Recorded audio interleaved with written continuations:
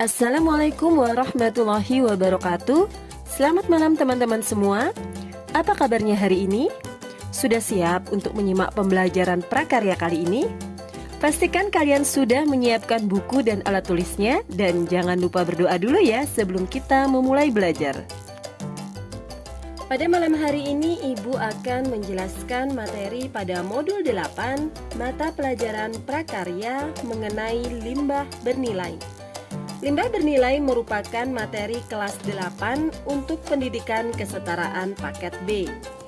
Sebelum Ibu menjelaskan materi ini lebih lanjut, Ibu ingin bertanya kepada kalian, pernahkah kalian membuat kerajinan dari barang bekas seperti tempat pensil dari botol plastik bekas, hiasan dinding dari tutup botol bekas, atau kotak P3K dari kardus bekas, atau dan lain sebagainya? Nah, jika kalian pernah membuat salah satunya, maka kalian telah berhasil membuat limbah tersebut menjadi bernilai. Apa sih yang dimaksud dengan limbah tersebut? Limbah adalah bahan buangan yang tidak terpakai yang berdampak negatif terhadap masyarakat jika tidak dikelola dengan baik. Jadi teman-teman, limbah adalah sisa produksi, sisa konsumsi baik dari alam maupun dari hasil kegiatan manusia yang apabila dibuang begitu saja maka akan dapat merugikan masyarakat sekitar. Limbah memiliki karakteristik umum antara lain. Yang pertama adalah berukuran mikro. Ukuran mikro yang dimaksud di sini adalah partikel-partikel yang ada pada limbah tersebut berukuran sangat kecil sehingga sangat sulit untuk dilihat apabila tanpa bantuan mikroskop. Yang kedua adalah bersifat dinamis. Artinya adalah limbah itu sendiri selalu bergerak dari satu tempat ke tempat lainnya. Yang ketiga adalah penyebarannya berdampak luas. Artinya adalah karena ukuran limbah yang sangat kecil, maka akan membuat limbah tersebut dapat menyebar secara mudah. Dan karakteristik yang terakhir adalah berdampak jangka panjang. Artinya adalah penyelesaian masalah limbah ini membutuhkan kerjasama antar manusia dan antar generasi. Selain itu juga membutuhkan waktu yang cukup panjang. Sekarang Ibu akan menjelaskan mengenai jenis-jenis limbah. Yang pertama adalah jenis limbah berdasarkan sumbernya. Jenis limbah berdasarkan sumbernya itu ada 6 jenis. Yang pertama adalah limbah domestik atau limbah rumah tangga.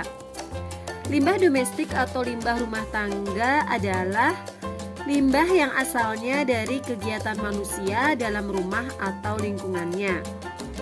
Contohnya adalah air cucian baju, botol air mineral kemasan, plastik mie instan, dan plastik bumbu, dan lain sebagainya. Jenis yang kedua adalah limbah industri. Limbah industri adalah limbah yang berasal dari sisa-sisa proses produksi pada suatu industri. Contoh dari limbah industri adalah misalnya industri pakaian, maka limbahnya adalah sisa-sisa kain yang tidak digunakan. Ada lagi misalnya industri gula, maka limbahnya adalah gas pembuangan proses produksi gula. Kemudian ada juga industri kabel listrik, maka limbahnya adalah sisa-sisa kabel yang tidak terpakai dan lain sebagainya. Yang ketiga adalah limbah pertanian. Limbah pertanian adalah limbah yang bersumber dari aktivitas pertanian. Contohnya adalah misalnya dampak dari penggunaan pestisida yang berlebihan itu menyebabkan sayur dan buah yang dihasilkan jadi kurang baik. Maka sayur dan buah yang dihasilkan yang kurang baik tersebut bisa menjadi limbah dari pertanian. Yang keempat adalah limbah pertambangan. Limbah pertambangan adalah limbah yang berasal dari aktivitas pertambangan. Contohnya adalah arsenik, asap, asam sulfat, timbal, merkuri, dan lain sebagainya. Jenis yang kelima adalah limbah pariwisata. Limbah pariwisata adalah limbah yang berasal dari aktivitas manusia ketika melakukan jalan-jalan atau berwisata. Contoh dari limbah pariwisata misalnya adalah di tepi pantai, biasanya kan ada orang yang berjualan. Nah, para pengunjung pantai tersebut biasanya membeli dagangan tersebut dan membuang bungkus makanan dan minuman tersebut sembarangan di tepi pantai. Maka sisa-sisa makanan atau bungkus makanan tersebut merupakan limbah dari pariwisata. Yang terakhir adalah limbah medis. Limbah medis adalah limbah atau sampah yang berasal dari fasilitas dan alat-alat medis. Contohnya adalah obat-obatan yang sudah kadaluarsa, kemudian jarum suntik bekas jarum suntik bekas, kemudian masker, sisa jaringan tubuh, dan alat-alat bekas perawatan dan lain sebagainya. Sekarang kita akan membahas mengenai jenis limbah berdasarkan senyawanya. Jenis limbah berdasarkan senyawanya ada 3 jenis. Yang pertama adalah limbah organik. Limbah organik adalah limbah yang berasal dari makhluk hidup yang mudah diuraikan secara alami dan mudah membusuk. Contohnya adalah dedaunan yang jatuh ke tanah, rumput, sisa-sisa makanan, kulit sayur-sayuran dan buah-buahan, kotoran manusia dan kotoran hewan, dan tulang-tulang hewan dan lain sebagainya. Jenis yang kedua adalah limbah anorganik. Limbah anorganik adalah limbah yang berasal dari sisa-sisa aktivitas manusia, dan limbah ini sangat sulit untuk terurai atau sangat sulit untuk mengalami pembusukan secara alami. Contoh limbah anorganik antara lain adalah sisa sabun cuci baju atau piring, kemudian botol minuman bekas, kantong plastik, kaleng-kalengan, kertas, kain, dan sebagainya. Yang terakhir adalah limbah bahan berbahaya dan beracun atau B3. Limbah B3 ini merupakan limbah yang sangat berbahaya dan dapat mengancam lingkungan hidup. Selain itu juga dapat mengganggu kesehatan manusia. Contoh limbah B3 misalnya adalah sianida, fenol, pestisida, sulfida, dan lain sebagainya. Berikutnya adalah jenis limbah berdasarkan bentuk atau wujudnya. Jenis limbah berdasarkan bentuk atau wujudnya dibagi menjadi 4 jenis. Yang pertama adalah limbah cair. Limbah cair merupakan sisa dari suatu hasil usaha dan atau kegiatan yang berwujud cair. Contoh limbah cair antara lain ialah limbah cair hasil buangan dari perumahan, air sabun, air deterjen sisa cucian, kemudian limbah hasil buangan industri, kemudian air buangan dari talang atap atau pendingin ruangan atau AC, kemudian bisa juga limbah dari air hujan dan lain sebagainya. Jenis yang kedua adalah limbah padat. Limbah padat adalah sisa hasil kegiatan industri ataupun aktivitas domestik yang berbentuk padat.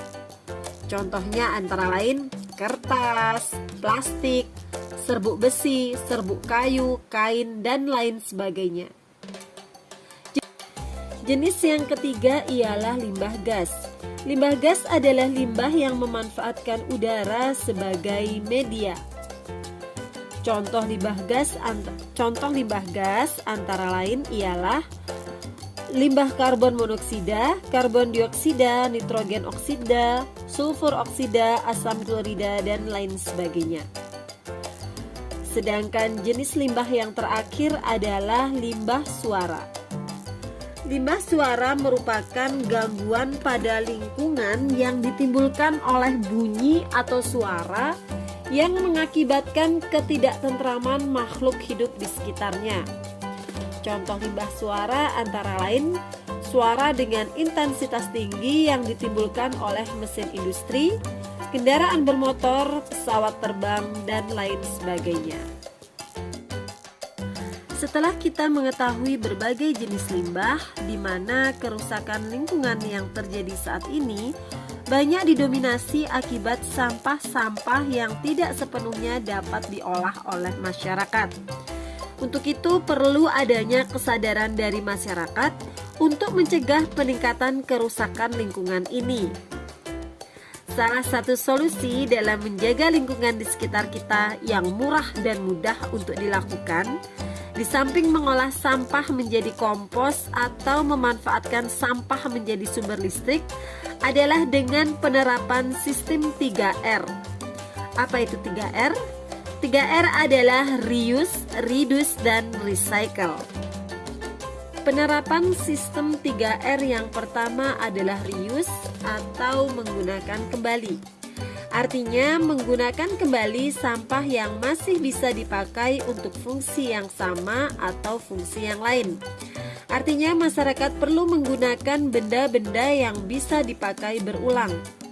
Contohnya misalnya menggunakan kantong belanja kain yang bisa dicuci daripada memakai kantong plastik. Contoh lainnya adalah menggunakan serbet daripada tisu dan lain sebagainya. 3R yang kedua adalah reduce atau mengurangi. Artinya, mengurangi penggunaan barang-barang sekali pakai langsung buang menjadi sampah. Jadi, pilihlah produk yang bisa didaur ulang, gunakan produk yang bisa diisi ulang, dan hindari pembelian barang yang tidak perlu. Contohnya misalnya, bisa mengurangi penggunaan listrik PLN dengan menggunakan listrik alternatif. Sistem 3R yang terakhir adalah recycle atau mendaur ulang. Artinya adalah mendaur ulang sampah menjadi benda-benda yang memiliki manfaat baru. Kalian bisa memulainya dengan membeli produk yang kemasannya mudah terurai, seperti kertas, mengolah sampah kertas menjadi kertas atau karton kembali. Teman-teman, pencegahan pencemaran lingkungan bisa kita lakukan dengan penerapan sistem 3R yang tadi sudah Ibu jelaskan. Nah, namun bagaimana solusinya apabila sudah terlanjur menjadi limbah? Nah, apabila sudah terlanjur menjadi limbah, maka kita harus buat agar limbah tersebut bisa bernilai atau memiliki fungsi yang lain. Kita bisa memanfaatkan limbah tersebut menjadi kerajinan tangan. Berikut beberapa contoh pemanfaatan limbah menjadi kerajinan. Misalnya, limbah keras organik, contohnya adalah kayu. Kayu limbahnya bisa digunakan menjadi kursi. Kemudian limbah bambu bisa digunakan, bisa dibuat teko atau gelas seperti pada gambar. Kemudian limbah rotan bisa dibuat piring rotan dan lain sebagainya. Contoh lainnya adalah pada limbah keras anorganik, contohnya kaca. Botol kaca bisa dihias sedemikian rupa sehingga bisa menjadi hiasan di ruang tamu yang sangat cantik dan menarik. Kemudian logam dari tutup botol juga bisa digunakan sebagai pajangan atau hiasan. Alhamdulillah, selesai sudah materi modul 8 mata pelajaran prakarya mengenai limbah bernilai. Ibu berharap setelah kalian memahami materi ini, kalian sudah bisa membuat salah satu bentuk kerajinan dari limbah atau sampah yang tidak terpakai di rumah. Untuk contoh proses pembuatan detailnya, kalian bisa mencari sendiri di YouTube. Semoga apa yang Ibu sampaikan pada malam hari ini bisa bermanfaat dan menambah wawasan keilmuan kalian. Ibu mohon maaf apabila selama menyampaikan materi terdapat kata-kata yang kurang berkenan untuk kalian. Sekian dan terima kasih. Sampai jumpa pada materi berikutnya. Selamat malam dan wassalamualaikum warahmatullahi wabarakatuh.